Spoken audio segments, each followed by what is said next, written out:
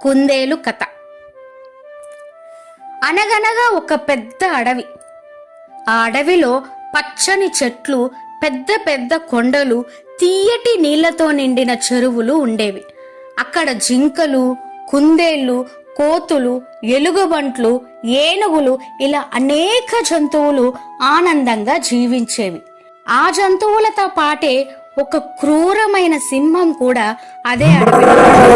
ఆ సింహం చాలా బలవంతమైనది. ప్రతిరోజు వేటకు వెళ్లి ఏ జంతువు కనిపించినా దానిని పట్టుకొని తినేది. కొన్నిసార్లు ఒకటి తిన్నాక కూడా మరో జంతువును చంపేది. అలా రోజు రోజుకు అడవిలోని జంతువులు భయంతో జీవించలేని పరిస్థితికి వచ్చాయి. ఒకరోజు అన్ని జంతువులు కలిసి ఒక పెద్ద చెట్టు కింద సమావేశమయ్యాయి. జింకలు, కోతులు, కుందేలు, అడవి పందులు అన్నీ కలిసి ఇలా మాట్లాడుకుంటున్నాయి. ఇలానే వదిలేస్తే అడవిలో జంతువులు ఏవి ఉండవు. ఆ సింహం మనల్ని తినేస్తుంది. కాబట్టి ఏదో ఒక ఉపాయం ఆలోచించాలి అని అనుకున్నాయి. అంతలోపే జింక, నాదో ఉపాయం ఉంది. రోజు ఎవరో ఒకరిని తినే బదులు మనంతట మనమే ఏదో ఒక జంతువు సింహం ముందుకు వెళ్లి బలైపోతే మిగిలిన జంతువులు మిగిలిపోతాయి కదా, మనకు ప్రాణభయం తప్పుతుంది కదా. అన్ని జంతువులు ఆ మాటకు అంగీకరించడంతో జంతువులన్నీ కలిసి సింహం దగ్గరకు వెళ్లి ఇలా చెప్పాయి. సింహం రాజా, సింహం గర్జిస్తూ బయటకు వచ్చింది. ఎందుకు వచ్చారు అని అడిగింది. అప్పుడు జంతువులలో ఒకటి భయంగా చెప్పింది, సింహం రాజా, మీరు ప్రతిరోజు వేటకు వెళ్లి చాలా జంతువులు చంపుతున్నారు. అందుకోసమని మేము ఒక అభ్యర్థన చేయాలనుకుంటున్నాం. సింహం కొంచెం ఆశ్చర్యంగా చూసింది. ఏమిటది? జంతువులు ఇలా చెప్పాయి, మీరు వేటకు వెళ్లాల్సిన అవసరం లేదు. మేమే ప్రతిరోజు ఒక జంతువుని మీ దగ్గరకు పంపిస్తాం. అలా అయితే మిగతా జంతువులు భయపడకుండా జీవించగలవు. మీకు వేటాడే పని తప్పుతుంది కదా. సింహం కొద్దిసేపు ఆలోచించింది. వేటకు వెళ్లకుండా ఆహారం వస్తే బాగుంటుంది. సరే, కానీ ఒక్కరోజు కూడా ఆలస్యం అయితే మీ అందరినీ చంపేస్తాను. అర్థమైందా? అని హెచ్చరించింది. సరే అంటూ మిగతా జంతువులన్నీ తలూపి అడవిలోకి వచ్చేశాయి.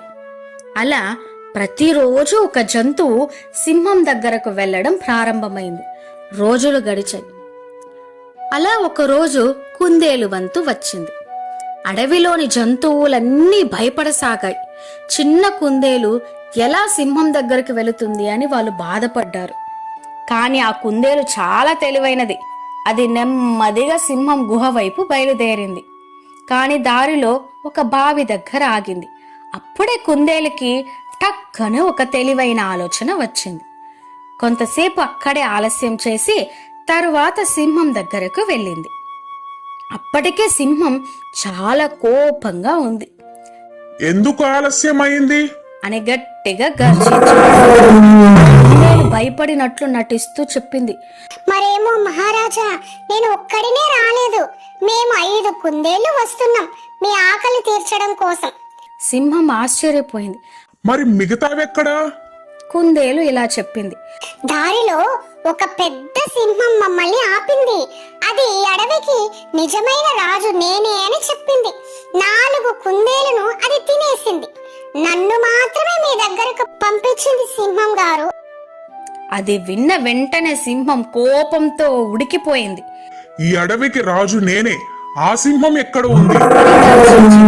కుందేలు నెమ్మదిగా ఇలా చెప్పింది, మహారాజా, అది ఒక బావిలో ఉంది. నేను చూపిస్తాను, నాతో పాటు రండి. సింహం వెంటనే కుందేలుతో కలిసి అక్కడికి వెళ్ళింది.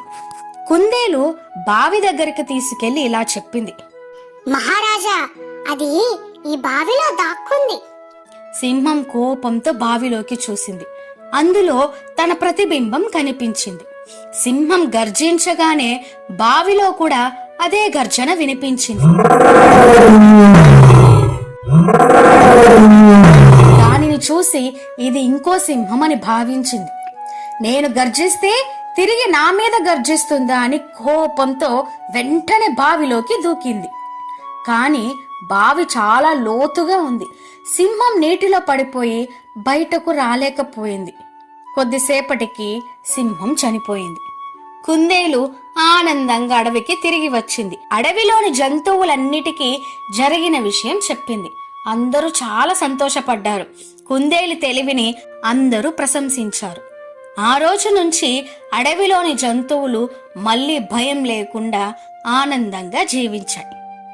నీతి: బలం కంటే తెలివి గొప్పది. ఈ కథ గనక మీకు నచ్చితే ఒక్క లైక్ ఇవ్వండి. ఇలాంటి మరెన్నో వీడియోస్ కోసం వెంటనే మన ఛానల్ని సబ్స్క్రైబ్ చేసుకోండి.